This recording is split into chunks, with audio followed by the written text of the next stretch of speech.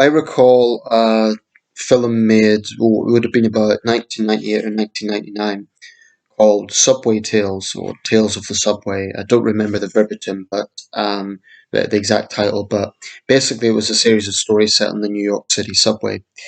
And in one of those stories, there was a young woman who was traveling alone, and two guys basically sexually harassed her. Well, one more specifically, but the other was his accomplice and didn't really stop him. Anyway, it showed the sort of problems that women face in that situation.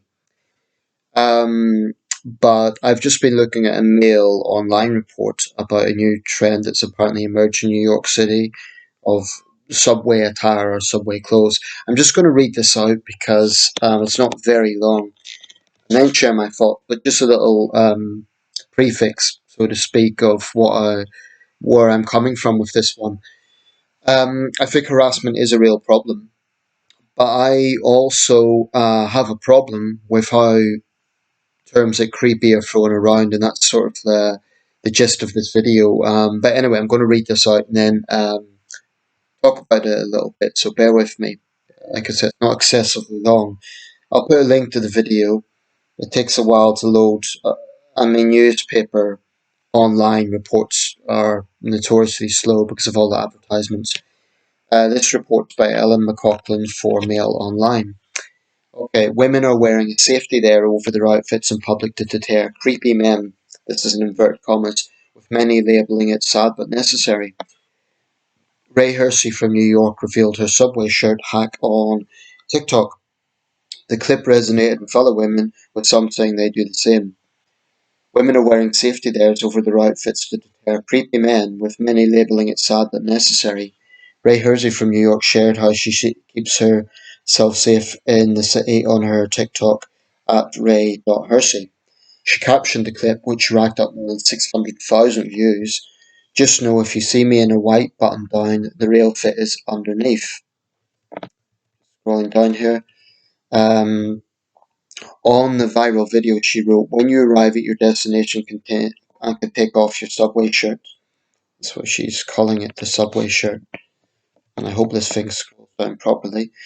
The clip showed the content creator in a cafe removing a coat and a white shirt to reveal a black top with a cut-out detail. So it's quite a revealing top, I have to say. The white top is bland, so there's an obvious contrast there.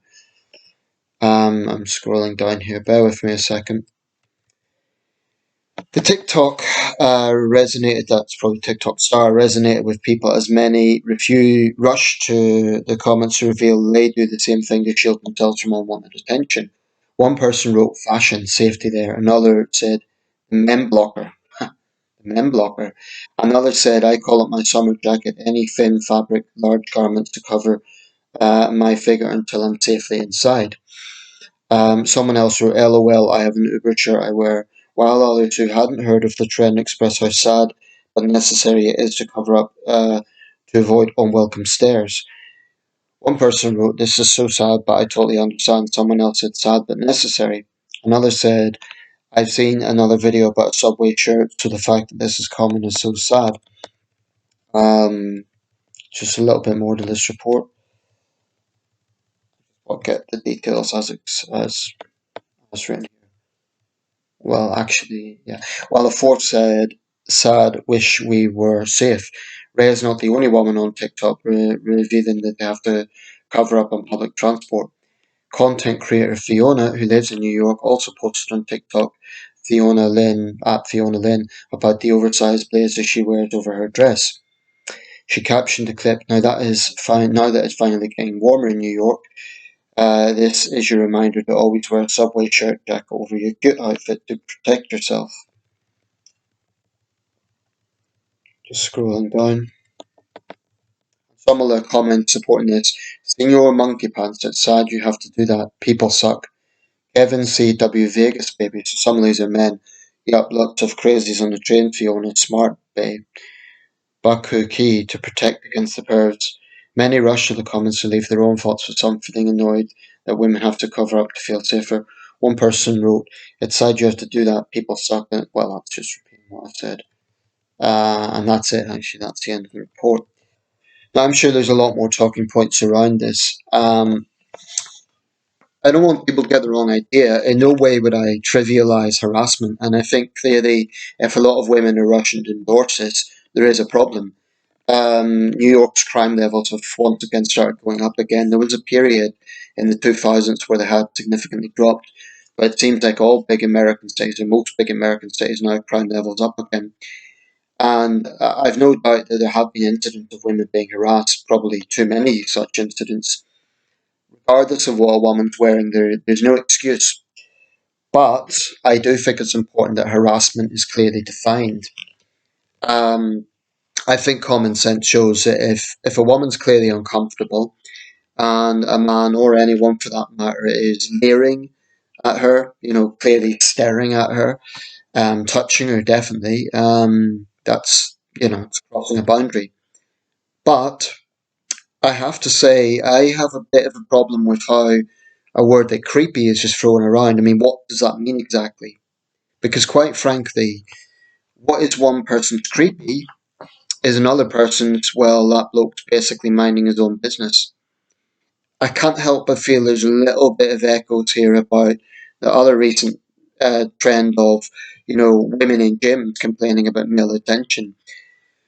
Um, the way I basically look at this is women should be able to wear whatever they want without being shamed. But I don't think you can just shame men without some basis. Um, and that's also happening. Now, someone wrote in the comments on the Mail Online, um, basically, some of these women want to control men's eyes. That's an interesting way to look at it and to turn it around. Rather than saying it's about men telling women what to wear, actually, no one's really doing that, or few people are. It could be argued actually this is women dictating to men what they should do with their own eyes. Now, speaking personally, if a woman gets on public transport and she's wearing revealing clothes, I try to avoid looking at her precisely because of things like this. Precisely because I don't want to be accused of being a creep. I know I'm not, but I do think we live in a hypersensitive society, and I think that, frankly, some of these women, especially on TikTok, some of these influencers, are full of themselves. I think, frankly, they're egoists, and they will, this is a convenient controversy, and it will ratchet up their views. Look at what a strong, brave woman I'm being, standing up to these awful, perverted men. Now, again, some men will be like that. Um, And here as well, I've seen it on the Tyne and Wear Metro. I've seen some really obnoxious behaviour from drunks. So in no way am I saying there's no basis to this or there's no issue here. What I am saying is that if you're going to say, "Oh, this is to protect me from creepy men," I'd like you to define exactly what that constitutes. I mean, what exactly have you experienced? Have you experienced men leering over you? Have you experienced men touching you? Because staring, I'm sorry, but that's quite vague. Staring could be looking directly at someone. What if you have someone who has some sort of learning difficulties or they have some other behavioral problem that's beyond their control? I'm not talking about being blatantly um, vulgar or crude, but some people do have issues where their body language is not like other people, and that doesn't mean that they're a pervert. It doesn't mean that they're a bad person. Um, so my concern is something like this can be blown up, and innocent people can potentially be implicated. I mean, is someone like this Ray woman, is she going to start filming on the subway, filming strangers without their permission? To prove that she's. I don't know. I think we need to be a little bit cautious with it because I do think it's just one of those things that have sprung out from me too, whereby all men are perverts. I mean, look at one of the comments, the male blocker. What misandrist rubbish. If a man said this is the female blocker, he would be accused of being misogynist. So if it's the case that the crime situation in New York's got so bad that women are in this situation where they feel this is necessary to protect themselves, that's a very damning indictment of New York City. Um, But I do think at least some of this is hyperbole. And the other thing is on the question of attire.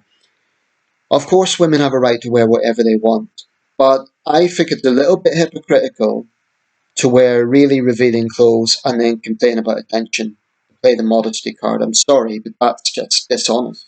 It's absolutely dishonest. If you're wearing, figure hugging, really tight clothes that's showing basically your cleavage and showing your legs, it's really, really obvious. I'm sorry, but you can't complain that some guys are going to look.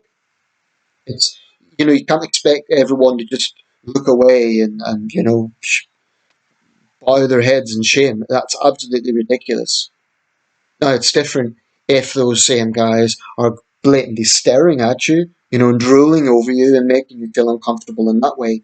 But I think it is hypocritical that women do this thing, some women do this thing, where they, wear really, really revealing clothes and blame men for basically doing what men do. And actually, we might add lesbian women. What's to stop gay women from looking at them as well? But I just think there's a little bit of narcissism involved in some of this.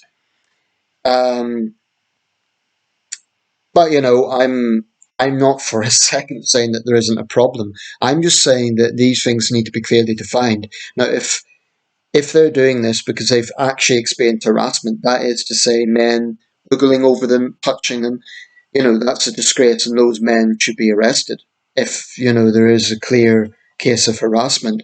But something like staring at me, I'm sorry, but that's vague. That is vague. Is it staring like glaring at you, or is it you just caught each other's eyes? Because frankly, I think some women are narcissistic. Some men as well, of course. And just to flip the tables, I mean, it doesn't really happen in the same way. We don't see the same sort of controversy. But let's say you had a good-looking guy. He's been to the gym. He's clearly been pumping the iron, and he's wearing a tight t-shirt that accentuates his biceps, and he gets female attention.